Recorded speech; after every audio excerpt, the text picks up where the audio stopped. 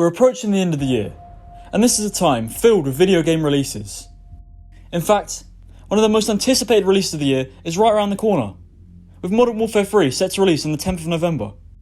But there is another first-person shooter that many of us, including myself, have been anticipating. And that game is XDEFIANT.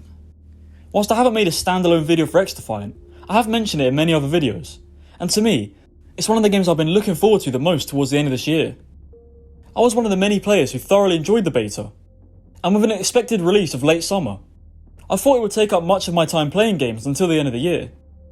But here we are, a few days out from the penultimate month of the year, and still XDEFIANT is yet to be released, and to my knowledge, it might not be coming out anytime soon.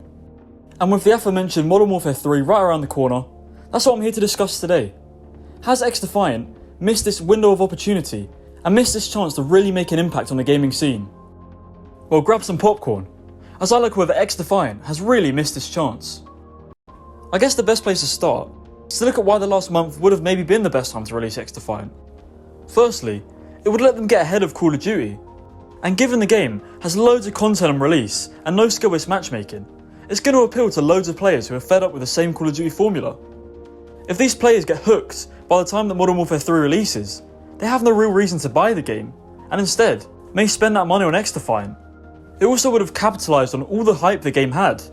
I think most people that played it were pretty satisfied with the experience they had. I mean, I know for sure that for the couple of weekends I was able to play the game, it was way more fun than Modern Warfare 2 had been for the entire year. But the gaming space moves very quickly, and in a few months' time, people can forget the fun they had on XDEFIANT. And especially with a game like Modern Warfare 3 releasing, once people get their hands on the beta for that, and then consider buying the full game, if XDEFIANT hasn't released, these people are too busy playing Modern Warfare 3, and if they're casual gamers, they might hop on for a few games of Modern Warfare 3 before they hop off. Have they really got time to then be spending time on another game such as XDEFIANT? So yeah, in my opinion, a September, August or October release date would have been pretty good for XDEFIANT. But if the game really wasn't ready, and they released it, it would give off a very bad first impression. And just a couple months later or a month later, Modern Warfare 3 would have rolled around, and again people would have hopped on that hype train instead. So I think definitely Ubisoft have missed their first window of opportunity to release the game, which was before the release of Modern Warfare 3. But the thing that's very important that they don't do is release it just before or just after the release window of Modern Warfare 3.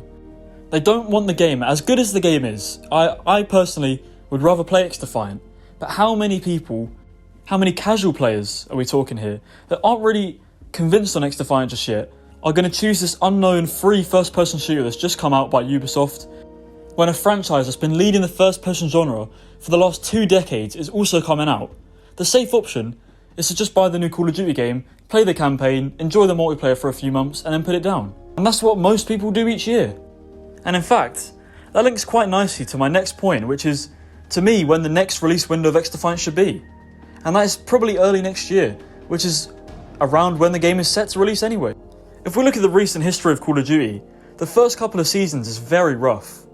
Usually we see a lack of content, not listening to the player base, and these are things that Ubisoft and XDEFIANT can really capitalise on and take the players who are potentially annoyed at Modern Warfare 3 away from that game and take them over to XDEFIANT and ease them in with the free-to-play aspect, the ton of content on release, and the no skill-based matchmaking.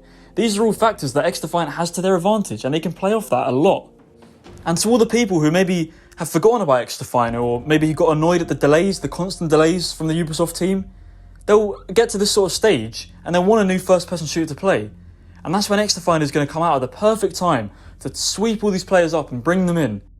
And that's when XDEFIANT can really strive, and hopefully it will create this nice little rivalry where theoretically Call of Duty has to improve to get these players back, so maybe in future seasons we can see more content there and an improvement in content. So if I was to pick out the best release window for XDEFIANT now, I'd probably say somewhere between February and April. In recent years, that has been probably the lowest point for Call of Duty each year. It's the point where players start to realise, yeah, this game really isn't that good, is it? And with all this old content, 16 old maps, I think, again, this will be the point where people just go, you know what, we're just playing old content, we're just playing the same game as last year pretty much. And then boom, would you look at that, XDEFIANT's come out, now we're all playing this instead. Or maybe, Sledgehammer Games have an ace up their sleeve to keep things interesting. But somehow, I just can't see that happening. So has XDefiant really missed its release window? Well, in some sense it has.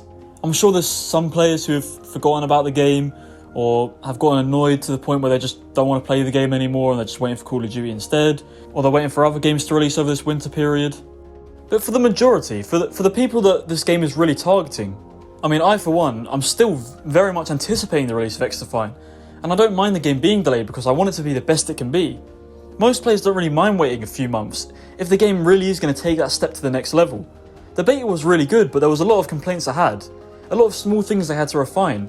And I know that Mark Rubin and the team are working very hard on XDefiant, and I know they're going to make the changes the community wants. They're a very community-driven company. But if they want to turn over the casual players, the players who maybe haven't got a close eye on XDefiant like I have, they're going to have to pick the right window, and that for me, they've missed the first one, but as I said, there still is a second one. Call of Duty has a tendency to flop after a few months after release, so there is a window for the early months of next year. I can't pretend I'm a little bit disappointed. It's not nice to have, potential release dates, potential release windows thrown out there, only to be delayed over and over again. It's becoming a little bit frustrating. But listen, I still have faith in Mark Rubin, I still have faith over at the Ubisoft team, and I still have faith in XDefiant. I'm really hoping this game doesn't flop because it needs to be good to keep that rivalry high. We need better first-person shooters. A lot of them have become factory-produced, boring, same thing over and over again, focusing too much on monetizing the game, item shops, battle passes, etc. And XDefiant will have them, but it's more excusable because it's a free game. But the last thing I want to know from you is, what are your thoughts on XDefiant? Are you disappointed at the constant delays? Are you still anticipating the release of XDefiant? Or are you just going to purchase Call of Duty and forget XDefiant ever even existed in the first place? Let me know in the comments below. And Ubisoft, please don't mess this one up.